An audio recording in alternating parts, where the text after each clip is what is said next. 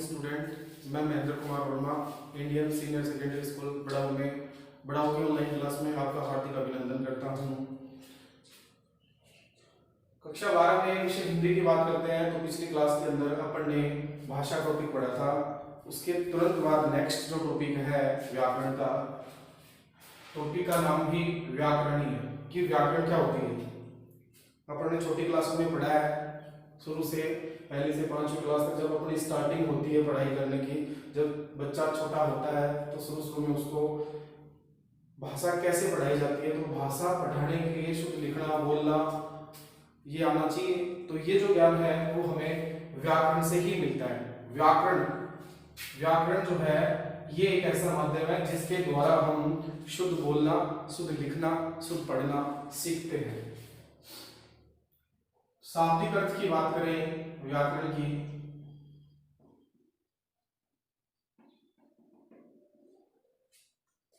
तो उसका शाब्दिक अर्थ होता है विश्लेषण करना।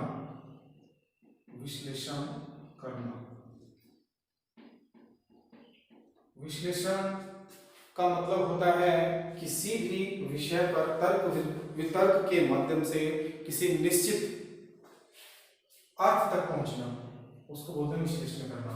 तो व्याकरण शब्द की बात करते हैं अपन, तो इसका शाब्दिक अर्थ अपन विश्लेषण से लेते हैं। और विस्तृत रूप में अगर अपन इसकी बात करते हैं तो भाषा, कोई भी भाषा है उसको विश्लेषित कर किसी रचना को स्पष्ट करना। भाषा को विश्लेषित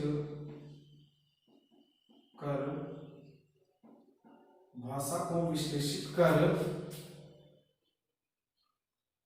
किसी रचना को स्पष्ट करना।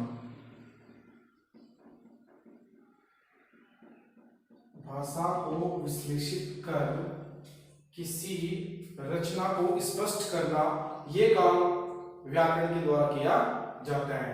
और इसकी परिभाषा अगर अपन लें तो वो क्या होनी चाहिए? व्याकरण वह शास्त्र है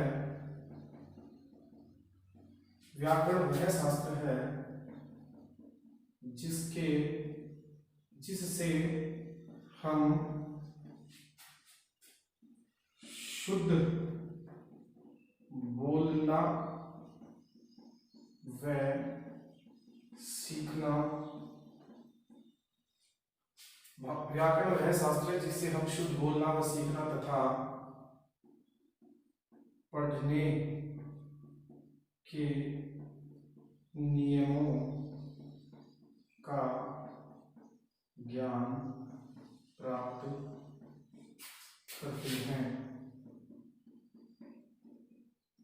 तो माय डियर स्टूडेंट, परिभाषा अगर अपन लें तो क्या होती है कि व्याकरण वह शास्त्र है या व्याकरण वह नियम है जिसके द्वारा हम शुद्ध बोलना, शुद्ध सीखना, शुद्ध पढ़ना आदि से संबंधित नियमों का ज्ञान प्राप्त करते हैं। यह सामान्य तौर पर अगर अपन व्याकरण की परिभाषा लें तो इसकी परिभाषा क्या होनी चाहिए कि व्याकरण एक ऐसा माध्यम है या व्याकरण एक ऐसा साधन है जिसके द्वारा हम शुद्ध बोलना, शुद्ध लिखना, शुद्ध पढ़ना सीखते हैं। यानी जिसके द्वारा हमें ये तीनों चीजें, बोलना, सीखना और पढ़ना, वो भी शुद्ध रूप में आ जाए। यानी तीनों चीजों को शुद्ध रूप से सिखाने का जो काम करे हमें, वही के माध्यम क्या कहलाता है? व्याकरण कहलाता है। व्याकरण के रूप कितने या प्रकार भी हो सकते हैं या भेद भी हो सकते हैं। तो इसमें सबसे पहला होता है वर्ण विचार। इसके 4 रूप बताए गए हैं। पहला वर्ण विचार है, दूसरा शब्द विचार है, तीसरा पद विचार है, चौथा वाक्य विचार है। जैसा कि हमने भाषा के अंतर्गत पढ़ा था, भाषा के जो मैंने विविध रूप बताए थे 5, उसमें वर्ण भी था, शब्द भी था, पद भी था, वाक्य भी था। एक डिफरेंट है जो था ध्वनि, जो इसके अंदर नहीं है। बाकी भाषा के जो अपन ने सारे रूप पढ़े थे वो सेम टू सेम, उसमें से 4 रूप जो है लास्ट वाले वो सेम टू सेम। अब अपन वर्ण विचार की बात करते हैं सबसे पहले। तो वर्ण विचार क्या होता है? अपन ने पढ़ा था कि वर्ण क्या होते हैं? वर्ण भाषा की सबसे छोटी इकाई होती है जिसके और टुकड़े नहीं किए जा सकते हैं। तो वर्ण में अपनी जो हिंदी वर्णमाला है उसमें 36 वर्ण होते हैं, जिसमें से 3 संयुक्त वर्ण होते हैं, बाकी के 33 जो है वर्ण होते हैं। तो वर्ण से संबंधित विचार इसमें किसके ऊपर बातचीत की जाती है? वर्णों के उच्चारण की, वर्णों के मेल से बने शब्द की, वर्णों के उच्चारण की, वर्णों के आकार की,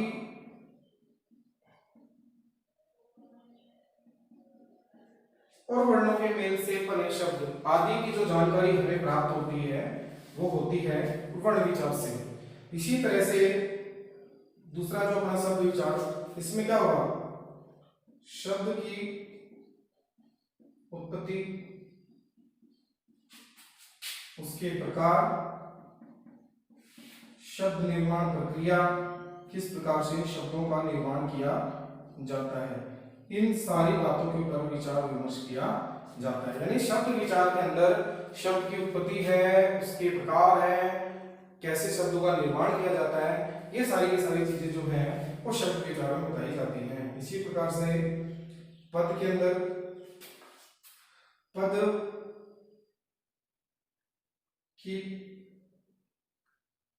की उत्पत्ति और पद निर्माण प्रक्रिया, इनके ऊपर इसमें विचार विमर्श किया जाता है। और उसी प्रकार से वाक्य में भी वाक्य की रचना, वाक्य निर्माण प्रक्रिया, वाक्य के भेद, उसकी उत्पत्ति आदि चीजें जो है इनके ऊपर विचार विमर्श किया जाता है। तो अपना एक छोटा सा टॉपिक जो है व्याकरण, इसके अंदर अगर बोर्ड परीक्षा में अगर पूछेगा तो सीधा सीधा यही पूछेगा कि व्याकरण किसे कहते हैं और व्याकरण के कितने भेद हैं, कितने रूप हैं। तो हमें ये चीजें बतानी पड़ेगी कि व्याकरण एक ऐसा माध्यम है जिसके द्वारा हम शुद्ध बोलना, शुद्ध लिखना, शुद्ध पढ़ना सीखते हैं। इसके रूप जो है वर्ण विचार, शब्द विचार, पद विचार और वाक्य विचार, ये 4 अपने को बताने हैं। इसमें क्या क्या होता है? वर्ण विचार में वर्णों को उच्चारण, वर्णों के मेल से बने शब्दों आदि पर विचार विमर्श किया जाता है। शब्दों में शब्द की उत्पत्ति, प्रकार, शब्द निर्माण प्रक्रिया, इन पे। तो इस प्रकार से ये व्याकरण का जो छोटा सा टॉपिक है वो अपना यहाँ पे क्लियर होता है। अब बात करते हैं अपन इसी के अंदर जो व्याकरण का मैंने पहला टॉपिक बताया था, उसमें अपन ने भाषा वाला टॉपिक कंप्लीट कर लिया है। ये व्याकरण का छोटा सा टॉपिक है, ये भी हो गया है। और इसके अंदर तीसरा जो है लिपि, स्क्रिप्ट, लिपि लिखने की कला जिसको अपन बोलते हैं लिपि। जैसे हम मुख से कोई भी बात बोल करके दूसरों के सामने प्रस्तुत करते हैं, दूसरों के सामने प्रकट करते हैं, तो वो तो हम बोल करके कर रहे हैं। लेकिन अपनी मौखिक अभिव्यक्ति को जब लिखित रूप देने की आवश्यकता पड़ी तो उस समय कुछ ऐसे चिन्ह बनाए गए जो चिन्ह बाद में जाकर के लिपि कहलाए। जब अपनी मौखिक अभिव्यक्ति जो है उस मौखिक अभिव्यक्ति को या उस मौखिक भाषा को लिखित रूप देने की जब आवश्यकता पड़ी या लोगों को ये लगा कि मौखिक अभिव्यक्ति के अलावा हमें लिखित भाषा की भी आवश्यकता है, तो उस समय जब इनकी आवश्यकता पड़ी तो कुछ चिन्ह बनाए गए थे। बाद में वही चिन्ह जाकर के लिपि कहलाए। अपनी मौखिक अभिव्यक्ति को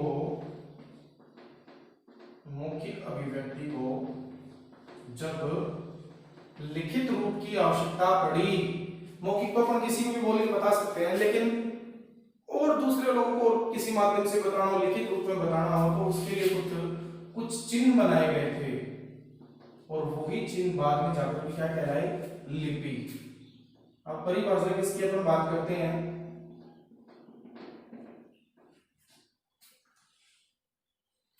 भाषा के लिखित ध्वनि संकेतों को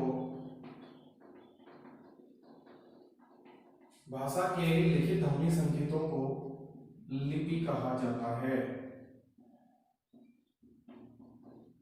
भाषा के लिखित ध्वनि संकेतों को लिपि कहा जाता है। यानी मैंने जो भी आपको बात बताई थी कि जब मौखिक अभिव्यक्ति के अलावा भाषा को प्रस्तुत करने के लिए लिखित माध्यम की आवश्यकता पड़ी, तो उस समय कुछ चिन्ह बनाए गए थे, बाद में ही उन चिन्हों को लिपि का रूप दिया गया।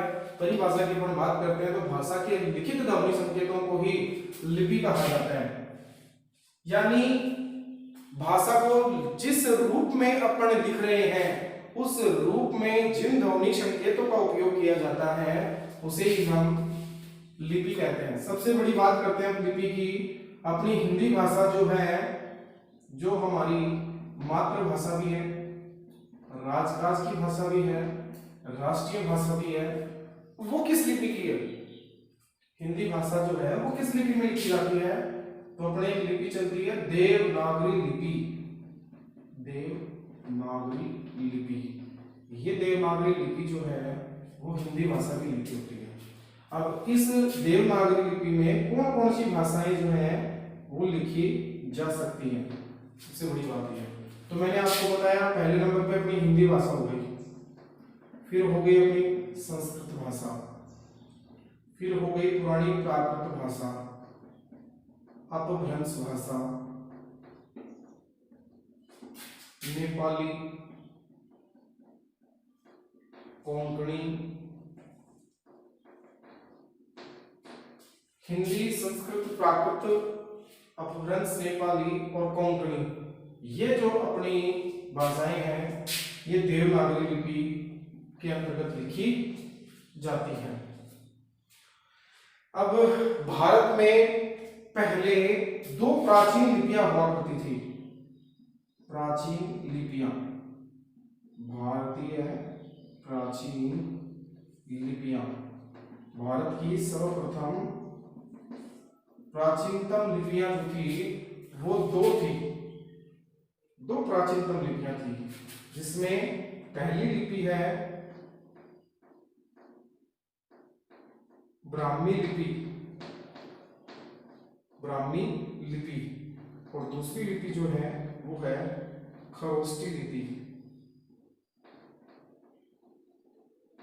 ब्राह्मी लिपि, खरोष्टी लिपि। अपने वार्षिक परीक्षा में कई बार एक नंबर का प्रश्न पूछ लेते हैं कि भारत की प्राचीनतम दो लिपियों के नाम बताइए, तो उसमें अपने को ब्राह्मी लिपि और खरोष्टी लिपि, ये दो नाम अपने को बताने हैं। अब बात करते हैं देवनागरी लिपि। ये देवनागरी लिपि जो है इसकी उत्पत्ति किससे हुई है? तो अपने जो देवनागरी लिपि है जिसमें अपन सब कुछ लिखा करते हैं, देवनागरी लिपि, ये देवनागरी लिपि जो है ये ब्राह्मी लिपि जो है उससे इसकी उत्पत्ति मानी जाती है। ब्राह्मी लिपि जो अपनी उसी से देवनागरी लिपि की उत्पत्ति मानी जाती है। अब विभिन्न देशों की विभिन्न भाषाएं हैं और उन विभिन्न भाषाओं के लिए विभिन्न प्रकार की लिपियां होती हैं। तो एक साइड में अपन देश का नाम लिख देते हैं और एक साइड में उन देशों की लिपियों का नाम लिख देते हैं। जैसे अपन पहले भारत की बात करते हैं, तो भारत देश जो है उसकी होती है भाषा हिंदी।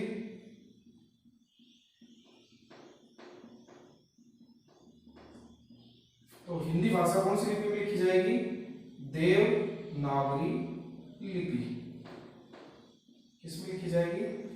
देवनागरी लिपि में। जो मैंने आपको पहले बता दिया कि अपनी जो हिंदी भाषा है वो कौन सी लिपि में लिखी जाती है? वो देवनागरी लिपि में लिखी जाती है। दूसरी बात करते हैं अपन अंग्रेजी भाषा की। अंग्रेजी भाषा की जो लिपि होती है उसको बोलते हैं अपन रोमन लिपि। होती है अपनी रोमन लिपि।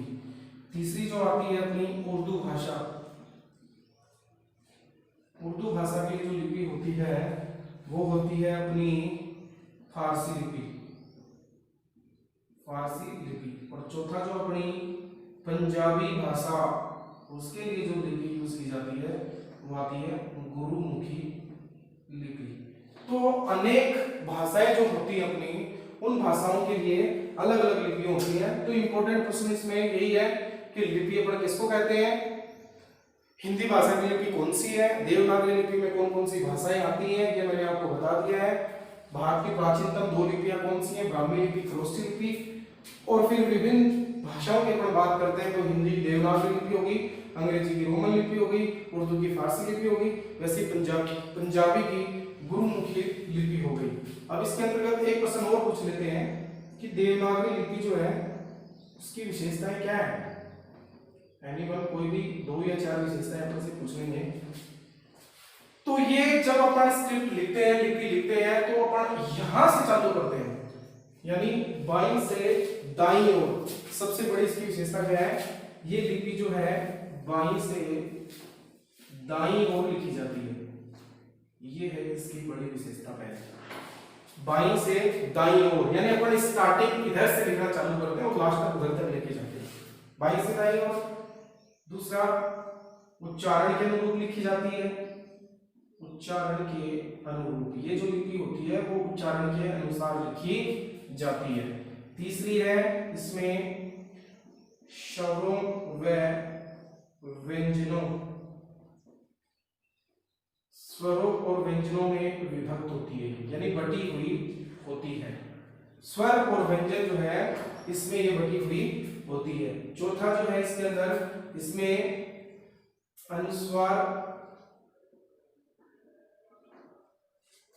और अनुनासिक, इन दोनों के लिए पृथक पृथक चिन्ह होते हैं। अनुस्वार और अनुनासिक, इन दोनों के लिए पृथक पृथक चिन्ह पाए जाते हैं। चौथा। पांचवी बात करते हैं अपन, देश की विभिन्न भाषाएं जो है वो देवनागरी लिपि में उनका उच्चारण किया जा सकता है। विभिन्न भाषाएं जो है उनका उच्चारण देवनागरी लिपि में किया जा सकता है, देवनागरी लिपि में किया जा सकता है। छठी जो है वो आती है, इसके अक्षर जो है अक्षरों में सुडौलता पाई जाती है, यानी गोल होते हैं, सुडौलता पाई जाती है। सातवां है, वर्णों में स्पष्टता पाई जाती है। वर्ण जो होते हैं इसके बिल्कुल स्पष्ट होते हैं, जो देखने में आसानी से नजर आ जाते हैं।